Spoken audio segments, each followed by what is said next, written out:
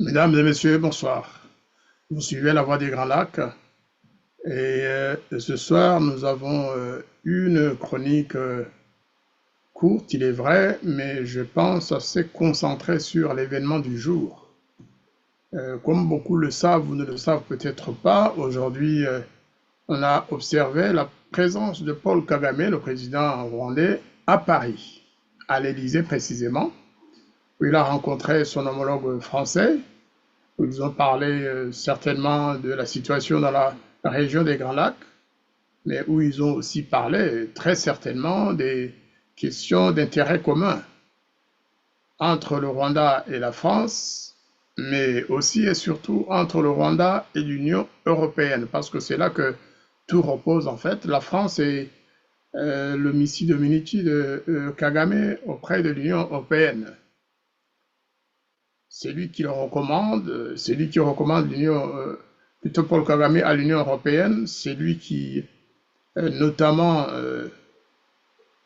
est le représentant en ce qui concerne tous les financements pour les opérations militaires au Rwanda, hein, dans des pays comme la RCA, la République centrafricaine, le Mozambique, et depuis peu aussi, on dit, au Bénin et ailleurs.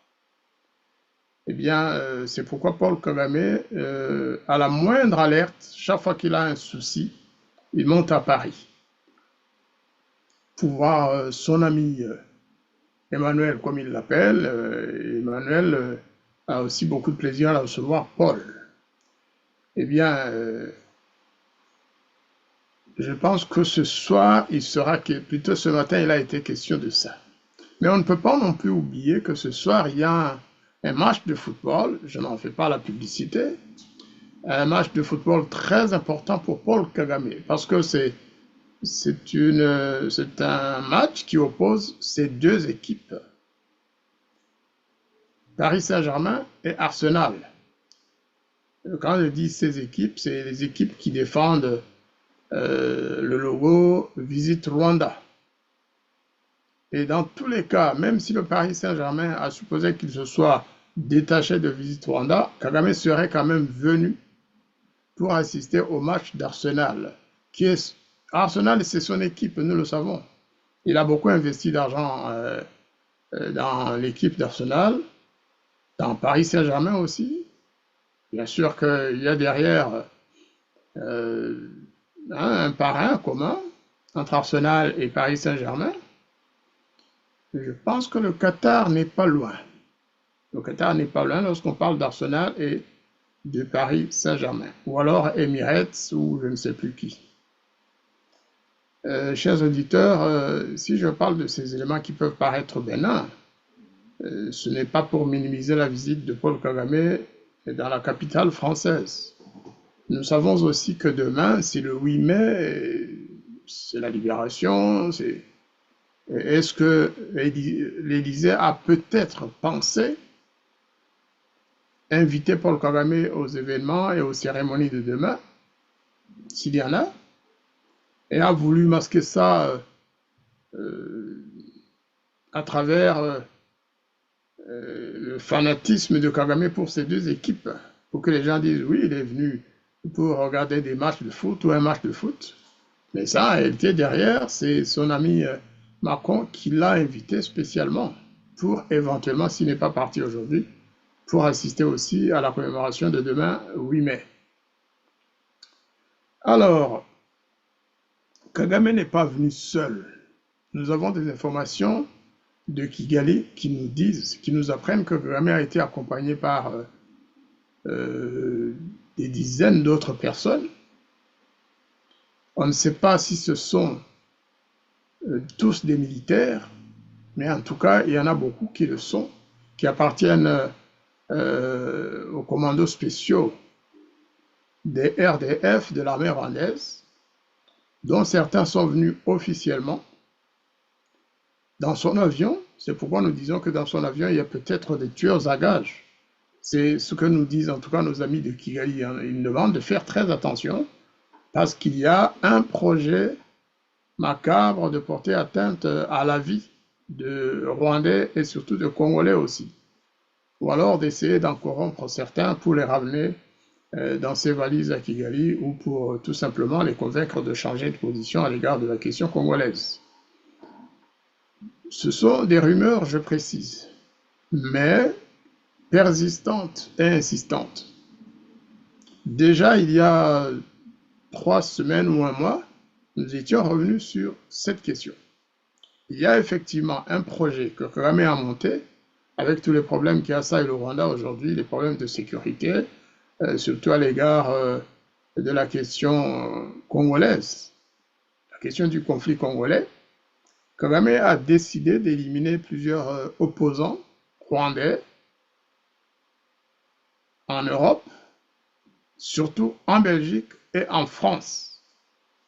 Depuis surtout que le Rwanda a rompu les relations diplomatiques avec la Belgique, beaucoup de jeunes ignorent, des militaires ou des civils, ignorent les élus du système FPR, se sont présentés, on ne sait comment, à des ambassades belges à travers le monde pour demander l'asile politique, soi-disant qu'ils ne sont plus d'accord avec le régime de Kigali alors qu'ils viennent éventuellement en Belgique pour travailler avec ce régime contre les opposants rwandais.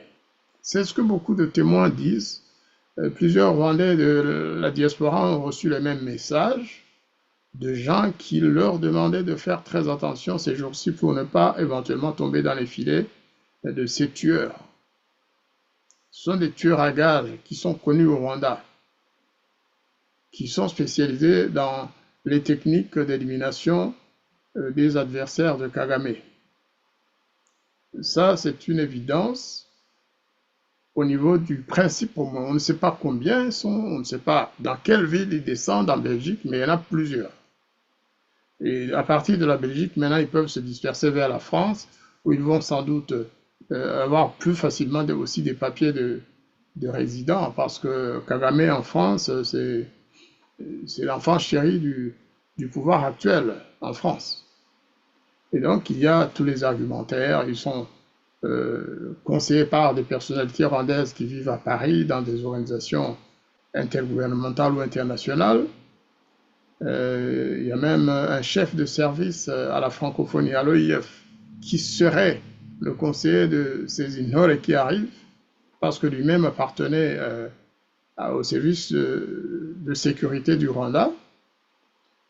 Et donc, c'est lui qui les prend en charge pour les orienter, pour les présenter à des personnes notamment proches de l'Office des réfugiés, pour qu'ils soient reçus rapidement et qu'ils obtiennent les papiers de réfugiés rapidement.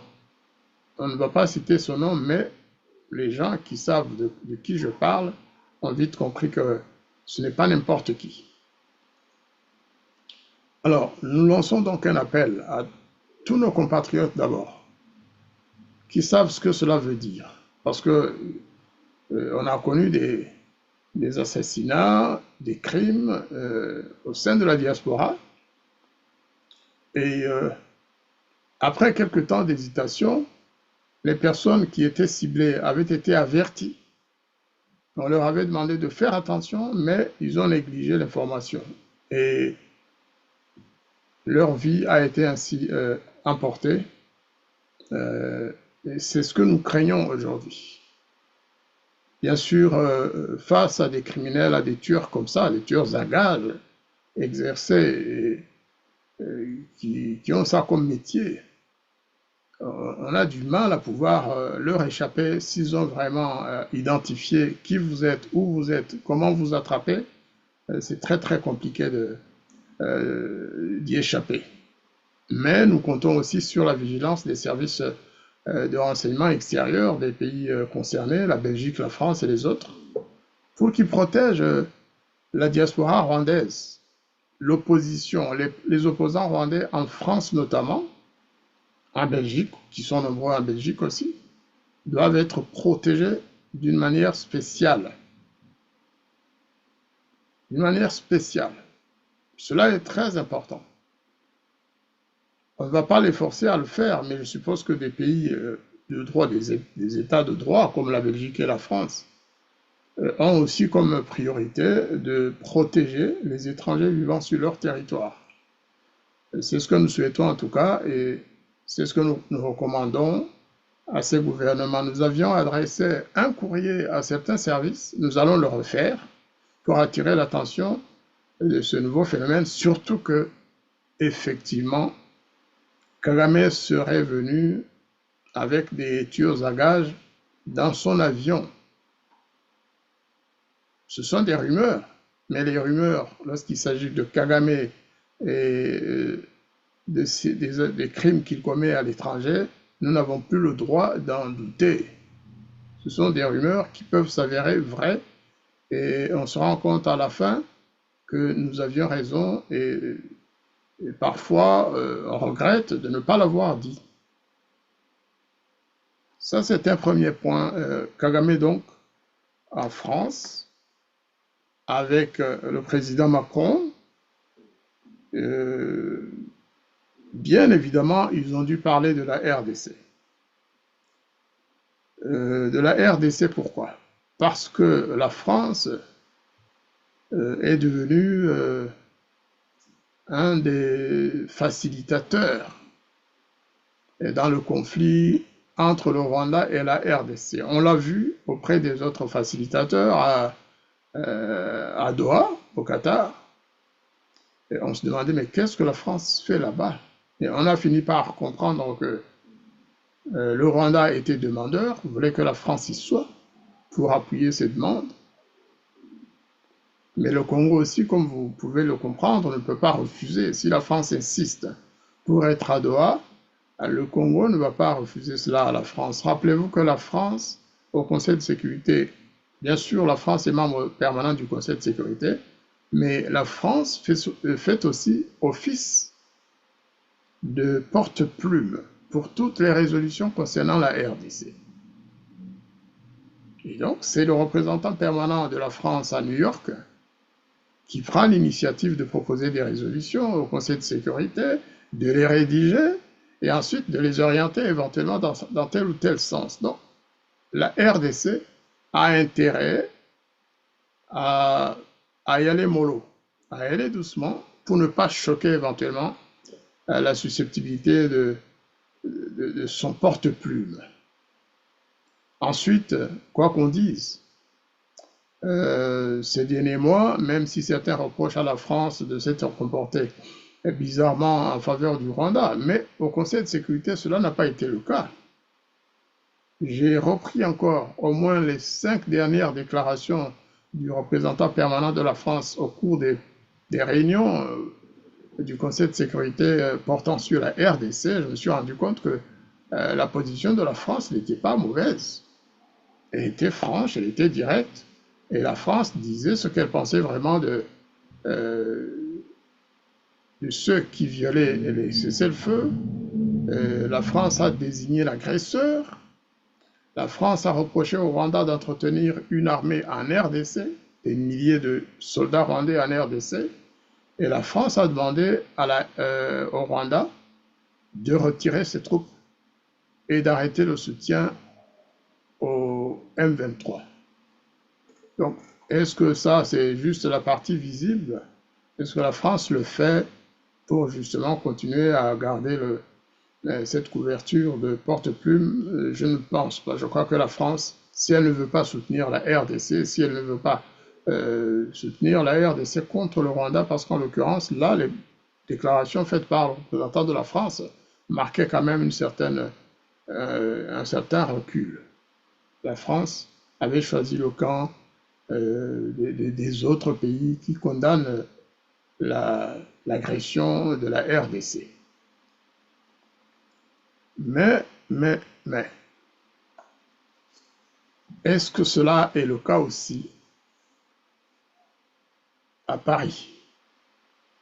On a l'impression que autant à New York, la diplomatie française a pris une voie tout à fait ouverte et directe, autant à Paris, à l'Élysée notamment, il y a un jeu assez inaudible et illisible. La position française n'est pas vraiment lisible ni audible. Chaque fois que le président Macron parle du Rwanda, de Kagame notamment, c'est pour le vanter, c'est pour le traiter en ami et pour reprocher des choses à la RDC. Or, à plusieurs reprises, le président Macron a pris une position courageuse en disant les choses en ce qui concerne l'Ukraine et la Russie. Que l'Ukraine étant un pays agressé, avait le droit d'utiliser tous les moyens pour défendre sa souveraineté. Mais quand il en est question, quand il est question de la RDC, le président Macron tient un langage contraire. Il dénie au Congo le droit de défendre ce territoire par la voie militaire et par toutes les voies pouvant protéger sa souveraineté. C'est ça qui est bizarre. Et là donc on se dit, mais attendez, ce n'est pas parce que c'est loin de Paris, ce n'est pas parce que le sang versé dans le nord Kivu et dans le sud Kivu, les massacres de Goma et de Bukavu, les massacres de Walikale et ailleurs, ce n'est pas parce que ça concerne des vies d'Africains que le président Macron donne l'impression de ne pas trop vouloir les protéger. Non, il doit y avoir d'autres raisons, des intérêts communs entre lui et Kagame, sans doute. Très certainement. Autrement, qu'on nous explique pourquoi la même logique que le président Macron utilise pour l'Ukraine et la Russie ne lui sert pas d'argument aussi pour parler de la RDC et dans son conflit avec le Rwanda qui a agressé le Congo, le Rwanda qui a commis un génocide au Congo, plus de 15 millions de Congolais morts à cause des agressions répétées de l'armée rwandaise dans ce pays. Le langage devrait être simple. Je pense que l'argument de Macron devrait évoluer s'il pouvait faire attention à ce qu'on lui dit. Il devrait au moins, dans la parole, oser dire que le Congo est un pays agressé où le Rwanda, à travers son armée, le Rwanda a commis un génocide en RDC et dire ouvertement que le Rwanda doit se retirer et soutenir même le Congo en termes militaires et en d'autres termes. Pourquoi pas? Puisque la France soutient l'Ukraine, on va nous dire l'Ukraine fait partie de l'OTAN. Mais là, on ne parle pas d'OTAN, on parle d'hommes, on parle de personnes humaines qui se font massacrer au front.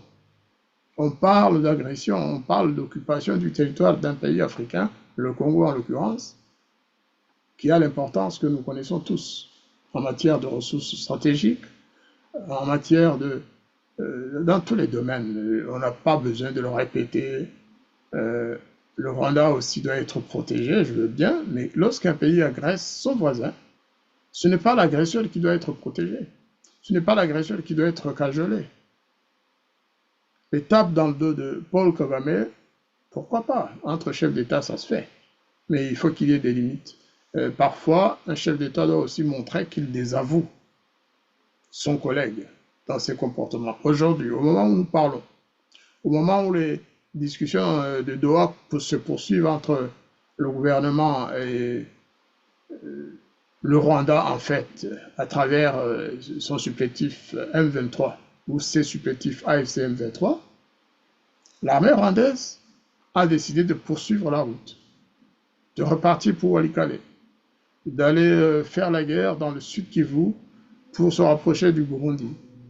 Bref, le Rwanda ne respecte pas les cessez-le-feu édictés et décidés à Washington et à Doha.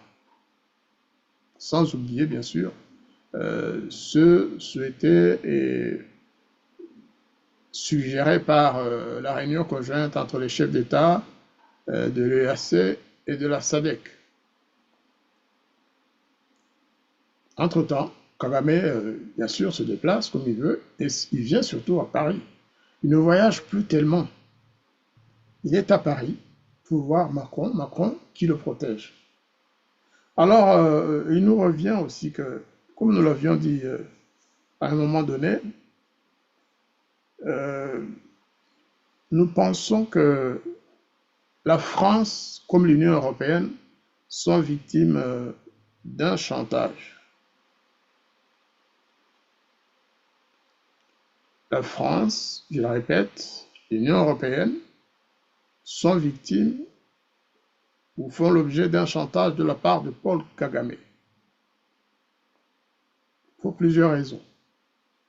Parce que le président Kagame, vous le savez, c'est un peu le porte-flingue de l'Union européenne dans certains pays, notamment en Centrafrique, où Kagame a envoyé des troupes d'assistance au titre de la coopération onusienne, mais aussi d'autres, je pense 3000 ou plus, au titre d'une coopération bilatérale qui n'a de bilatéral que ce nom-là, mais en fait qui travaille un jour avec la coopération onusienne ou un autre jour sur le plan bilatéral, mais en tout cas le budget de l'ONU sert à payer les salaires de ces deux armées parallèles. Une armée multilatérale et une armée bilatérale avec la Centrafrique. Et puis, il y a aussi la présence des troupes rwandaises au Mozambique.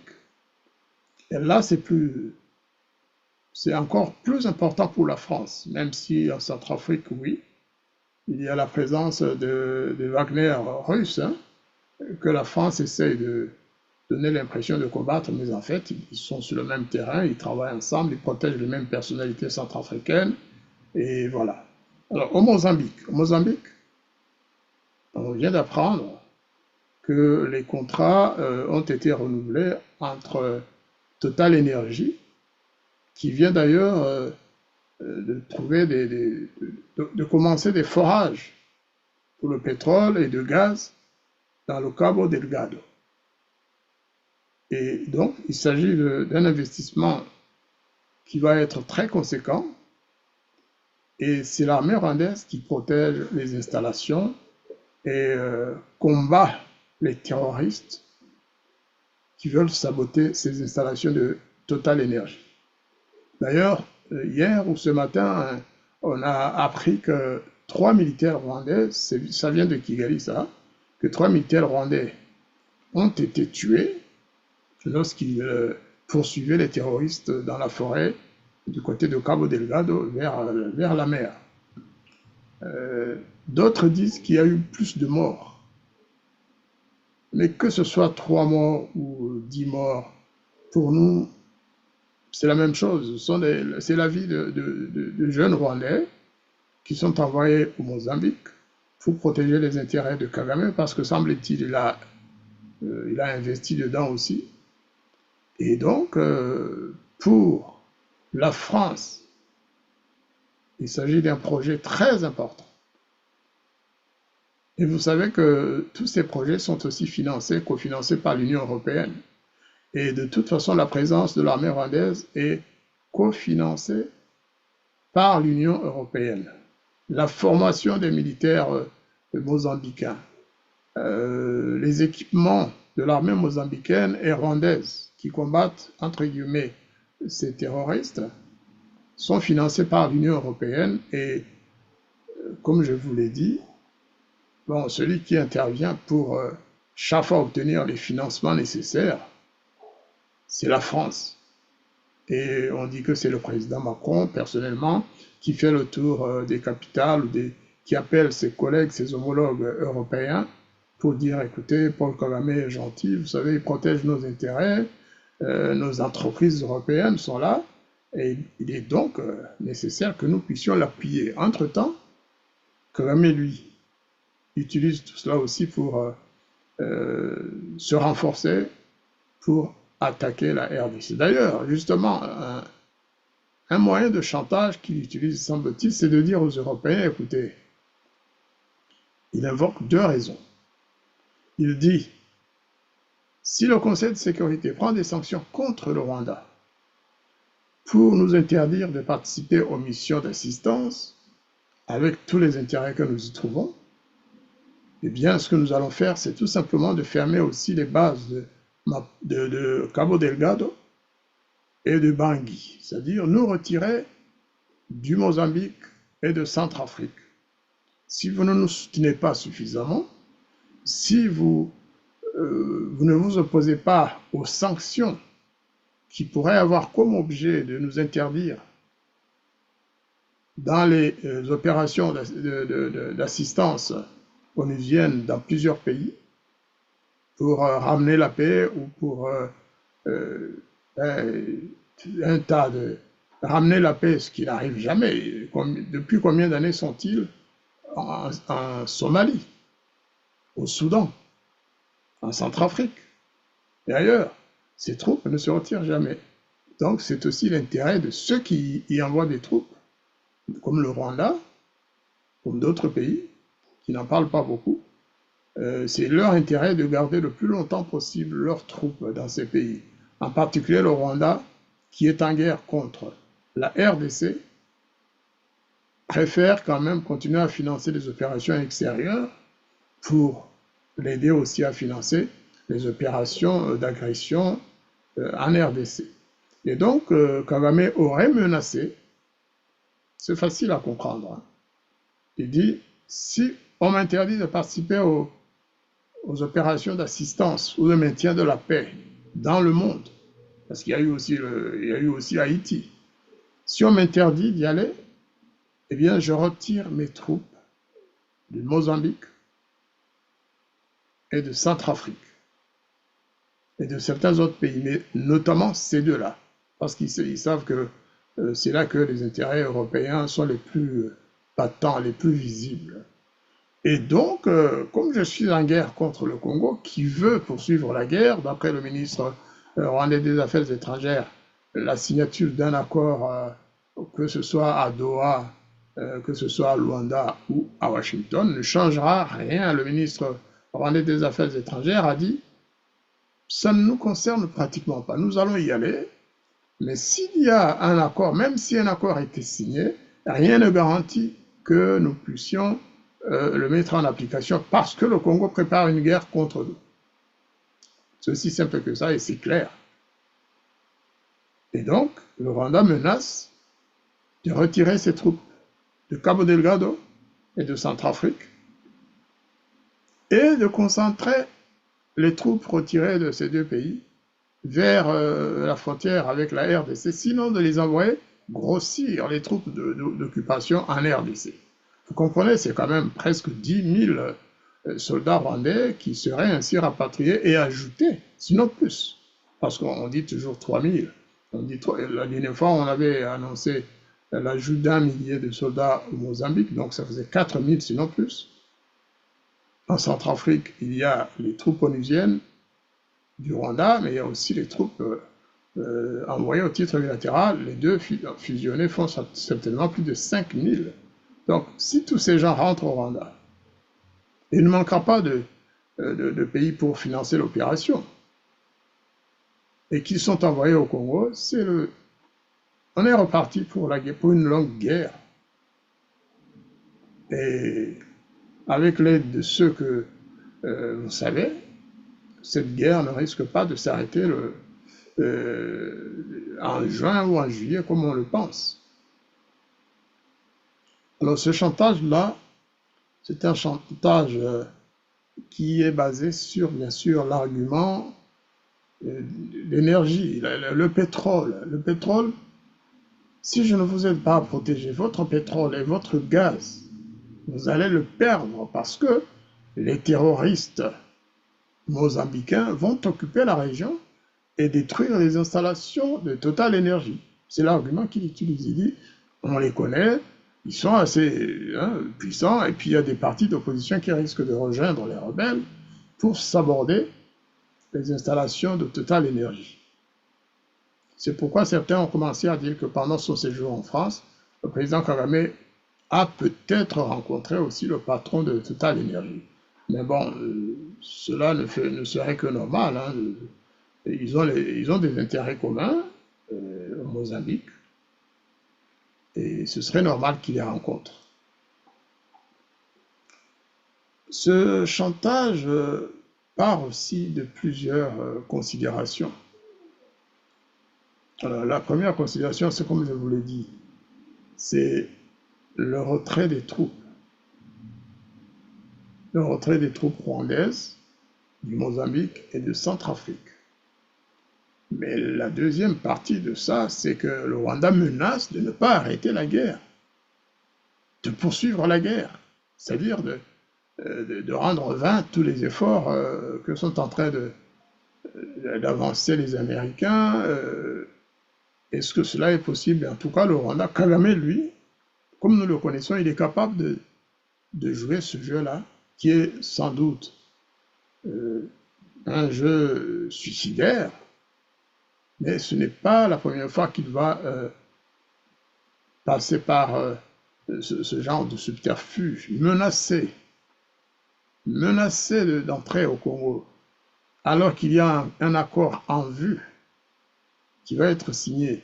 Demander à son ministre d'annoncer que de toute façon, même si l'accord a été signé, rien ne changerait peut-être parce que le Rwanda s'attend à une attaque de la RDC. Combien de fois le Congo a attaqué le Rwanda? Depuis quand le Congo a déjà attaqué le Rwanda? Jamais. C'est juste un argument pour garder les choses en l'état. Évidemment, le chantage du génocide y est aussi. Parce que Kagame dit aux Européens, écoutez, vous ne nous avez pas soutenus pendant le génocide, vous nous avez abandonnés. Il l'a surtout dit, s'agissant de la Belgique récemment, lorsqu'il a rompu les relations diplomatiques avec ce pays. Il a dit, la Belgique nous a abandonnés, la Belgique a ainsi participé au génocide des Tutsis, et aujourd'hui encore, la Belgique est en train de prendre des positions anti-rwandaises et fait campagne contre le Rwanda dans la guerre qui nous oppose à la RDC. Elle dit, donc, pour nous, vous êtes en train de préparer un autre génocide contre notre peuple Tutsi et contre le peuple Tutsi du Congo. C'est ça, j'utilise les termes de Kagame. La Belgique nous a enlevé des territoires pour les céder au Congo. La Belgique a ensuite préparé les esprits des Hutus contre les Tutsis au Rwanda, c'est ce qu'ils disent, ce n'est pas moi qui le dis. Ensuite, en 1994, la Belgique a aidé les Hutus à faire le génocide. C'est Kagame une fois de plus qui le dit, ce n'est pas moi. Bien sûr que c'est un mensonge, hein. Tout ça c'est... on sait que c'est un mensonge, mais Kagame n'a pas froid aux yeux, il le dit comme ça et il convainc quelques Européens. Parmi les plus naïfs, Kagame arrive à les convaincre. Et donc là, ce chantage aussi, un chantage qui passe bien sûr par les droits humains, comme si Kagame était un grand défenseur des droits humains, c'est un argument qui peut porter. Vous nous avez abandonnés pendant le génocide, vous avez aidé les génocidaires à massacrer 1 million, ce qui n'est pas vérifié, 1 million de Tutsis, et aujourd'hui vous voulez encore nous laisser entre les mains de génocidaires Hutus, FDLR, et de génocidaires potentiels congolais.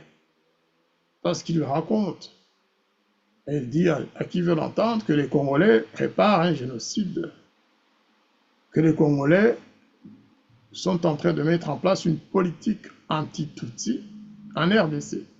Et que donc, comme le Congo veut agresser le Rwanda, une fois encore, attaquer le Rwanda, que l'objectif serait d'exterminer les Tutsis. Écoutez, nous qui connaissons la vérité, qui se cache derrière tous ces chantages, nous savons que rien n'est vrai dans tout ce que Kagame dit, mais une fois encore, il va dire, bon, vous savez, ces gens, les Européens, il faut toujours inventer quelque chose, il faut les sensibiliser, il faut notamment utiliser la carte de la défense des minorités, et ils vont comprendre, ils vont prendre parti pour nous, et en tout cas, ils ne vont pas soutenir les Congolais contre nous. C'est tout ce qu'il veut. Il veut poursuivre la guerre, occuper plus de terres, piller le plus de ressources congolaises possible, massacrer le plus de Congolais possible, violer le plus de femmes congolaises, et puis on n'y verra que du feu lorsque le moment de faire les comptes des victimes viendra. Hein, si on ne fait pas attention, on va atteindre bientôt 20 millions de morts. Hein, et le dire, ce n'est pas du tout exagéré, puisque les Nations Unies, il y a plus de 10 ans, avaient reconnu un nombre de plus de 10 millions de morts. Qu'est-ce qui empêche qu'on dise, après toutes les guerres qu'il y a eu depuis les années 2003, 2013. Et qu'est-ce qui empêche qu'on puisse penser que le nombre puisse dépasser les 15 millions aujourd'hui? En tout cas, ce que je voulais surtout souligner, c'est d'abord la présence de Paul Kagame en France. Personne ne l'attendait. Sauf que nous qui le connaissons, nous nous disions, comme il y a un match entre le Paris Saint-Germain et Arsenal, deux équipes Visit Rwanda, on se disait que Kagame ne raterait pas l'occasion, mais pour couvrir cela par une action officielle, diplomatique, de haut niveau, eh bien, il a rencontré le président Macron. Certains pensent que c'est Macron qui l'a invité, je ne crois pas. Même s'il ne l'avait pas invité, il serait venu pour des raisons personnelles et privées pour voir ce match. Un match qui va commencer d'ailleurs dans 20 minutes, à 21h, au Parc des Princes.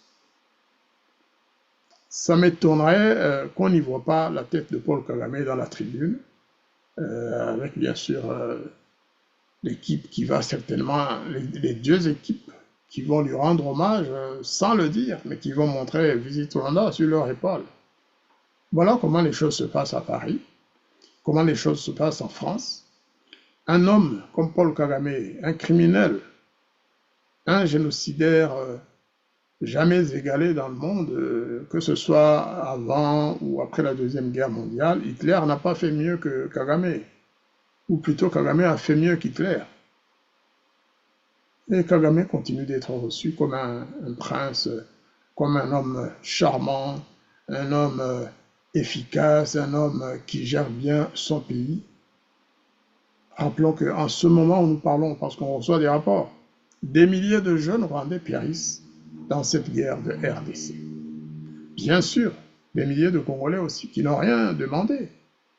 Au moins les jeunes Rwandais meurent parce qu'ils se sont engagés dans cette armée de machines à tuer, ils sont envoyés en RDC, ils savent où ils vont, ils savent pourquoi ils y vont, ils savent qu'ils vont pour tuer et violer les Congolaises. Mais les Congolais, ils n'ont jamais rien demandé de tout cela. Donc, au moment où tout cela se passe, au moment où des Congolais se font massacrer par l'armée rwandaise, à Bukavu, à Goma, à Uvira, à Kamanyola, à Walikale et ailleurs, Paul Kagame est reçu à Paris. Pourquoi pas? La France nous a habitués à ce genre de comportement quand même. Dans des moments difficiles comme ça, nous pensons vraiment que le président Macron devrait sentir la nécessité de ne pas prolonger son amitié et ses marques d'amitié à l'égard d'un génocidaire qui tue, un génocidaire qui massacre des Africains. Est-ce que c'est cela aussi l'objectif?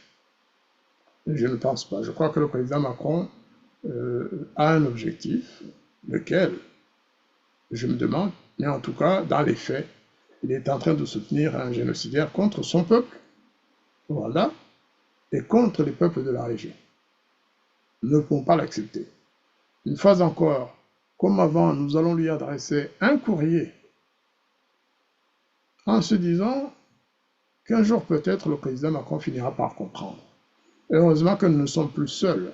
En France, il y a des forces politiques maintenant qui ne peuvent plus tolérer la position du gouvernement Macron, ou plutôt de son parti politique, de lui-même, à l'égard de la RDC. Il faudrait peut-être mieux que le président Macron dise un jour, vous savez, le Congo, je n'en ai que faire, moi je soutiens Kagame, un point, un trait. Ce serait plus clair, mais continuer à jouer cette politique de l'autruche, c'est tellement cynique et tellement bas que cela ne convient pas au chef d'État d'un pays comme la France, qui est la patrie quand même des droits humains, des droits de l'homme, la patrie de la Déclaration universelle des droits de l'homme. Le pays qui a comme principe l'égalité, la fraternité et la liberté, l'égalité, la fraternité. Ces principes sont bafoués par l'attitude du gouvernement actuel à l'égard de l'Afrique des Grands Lacs, parce que certains sont voués à la détestation. On récompense les méchants, on récompense les agresseurs, on récompense ceux qui occupent le territoire d'un État indépendant, ceux qui violent la souveraineté de la RDC, ceux qui violent l'intégrité territoriale de ce pays. Ce sont ceux-là qui sont récompensés et les victimes, on en a cure. Amis auditeurs, amis auditrices, nous vous prions de soutenir cette émission, non pas pour nous faire plaisir seulement, non, parce que nous pensons que cette émission a abordé une question géopolitique importante. Nous pensons que nous avons suffisamment pris notre courage pour nous adresser au président de la France et aux Européens pour leur dire le président Kagame vous ment. Et soit vous êtes sourds, soit vous êtes muets. Et dans ce cas, nous ne pouvons plus rien vous dire. Nous ne pouvons même plus aborder la question concernant la diplomatie de l'Union européenne. Mais nous pensons que vous êtes ni sourds, ni muets, et que vous êtes capable, vous êtes en mesure de tout comprendre vous-même, et de toute façon, vous connaissez la situation. Vous êtes 28 nations regroupées ensemble. Vous avez des renseignements, vous avez des ambassades sur place. Vous êtes mieux informés que nous à la limite. Est-ce que tout ce que vous faites, c'est par cynisme ou tout simplement c'est par convenance pour sauvegarder vos quelques intérêts au Rwanda, en rapport avec Cabo Delgado, en rapport avec la Centrafrique, en rapport avec certains autres pays où le Rwanda est stationné en tant que pays participant à des opérations d'assistance pour la paix dans ces pays, dans le monde, et en ignorant, en s'abordant en fait le projet actuel de Donald Trump pour restaurer la paix dans notre région. Je vous demanderai donc de liker cette émission, de la partager, de, si possible, de nous envoyer des commentaires. Je ne suis pas sûr que vous l'ayez fait un grand nombre aujourd'hui. Comme la dernière fois, on n'avait pas eu vraiment beaucoup de commentaires. Hein. Mais bon, l'essentiel, ce n'est pas le nombre de commentaires. L'essentiel, c'est le fait de prendre votre clavier et de nous envoyer quelques messages. Nous pensons vraiment que cela pourrait nous aider et aider aussi toute la région. Je vais voir s'il y a... Non, il n'y a pas de message aujourd'hui. Il n'y a pas de message. C'est une sanction pour notre silence, parce que chaque fois que vous nous envoyez des commentaires, parfois on n'arrive pas à les lire en direct. Donc, merci pour ces sanctions. Nous en tiendrons compte. Et je vous remercie beaucoup et vous donne rendez-vous pour les prochaines émissions, peut-être demain soir, même si c'est le 8 mai, nous allons travailler. Merci beaucoup et à très bientôt.